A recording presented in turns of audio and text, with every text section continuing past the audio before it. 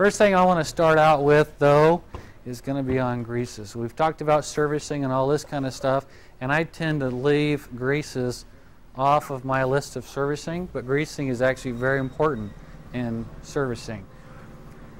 What I have found, I was at a class in Georgia. It was a John Deere class because I've been to a lot of John Deere classes.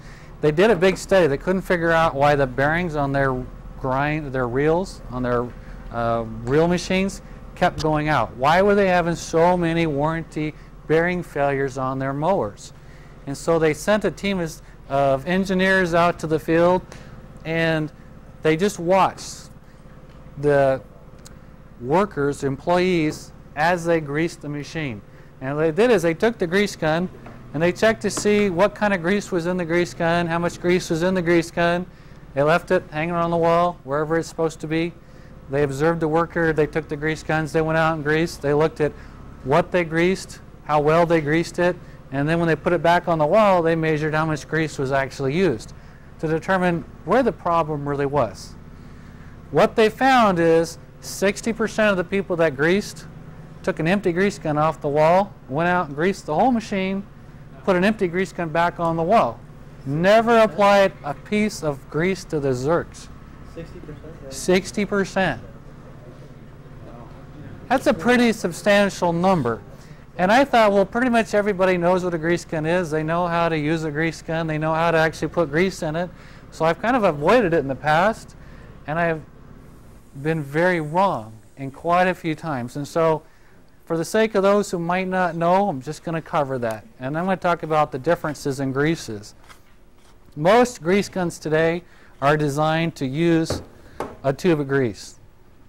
It makes changing grease guns pretty easy. When you take the head of a grease gun off, take it back, there's a notch. So when you pull it back, it holds this spring-loaded thing. There's a spring in there about this long. So if you take this end of the grease gun off to put the grease in, it goes wham, and it goes flying out. And then you got to try to figure out how to get it all back together.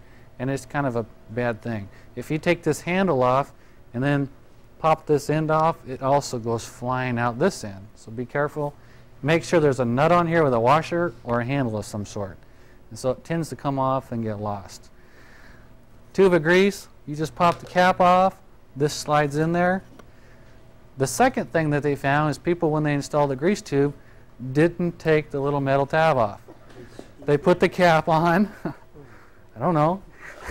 They put the cap on, and they couldn't figure out why it wouldn't actually apply any grease. So this just is like a pop can. You flip it up, you pop it off. You could throw it away or just wipe the excess grease off and then dispose of it. So don't just put this on there. I don't want to install it in this tube, so I'm going to leave it out. Once you got the tube in there and you have taken the little metal tab off, if you thread this on but don't thread it all the way on, give it a couple of threads, and then pop this off, what's going to happen is it's going to apply a pressure to the grease. And the air that's trapped in up here at the top of the head will leak past the threads. But the grease, when it hits the threads, seals off, and it doesn't squirt out. And so then tighten it all the way up.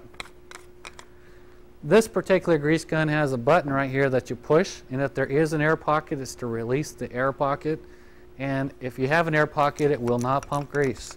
There should be resistance on the grease gun. If there's not resistance, it's not pumping grease. And simple check, just take the hose and hold it here. If grease doesn't squirt out, it's not working. If you have one that has an air pocket and you're trying to pump it to get the air pocket out, you put it above a garbage can or something, and you're pumping it, nothing comes out.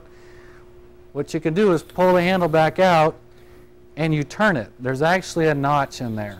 And so in the piece, that's piston that's traveling back and forth, you pull it out and turn it, it'll kind of move back a little bit, and you can lock it, stick it against your lay and apply pressure, and then pump it, and you'll actually pressurize and force the air pocket out, and it works every time. And so the secret to getting that out, actually just put pressure on it. And most people don't know that there's an air pocket or a little tab on the end of that. In that piston, there's two notches. One allows you to put the handle in so it's not sticking out here, and the other one is so you can apply pressure to it to get the air pocket out. If you're at a course that doesn't use the tubes, which is going to be very rare, but if you do, they'll probably have a 5-gallon bucket, You stick the grease gun on. This one has a grease zerk there. You stick it on, and then you pump a big handle. It sucks it out of a 5-gallon bucket or a 30-gallon barrel and fills the grease gun.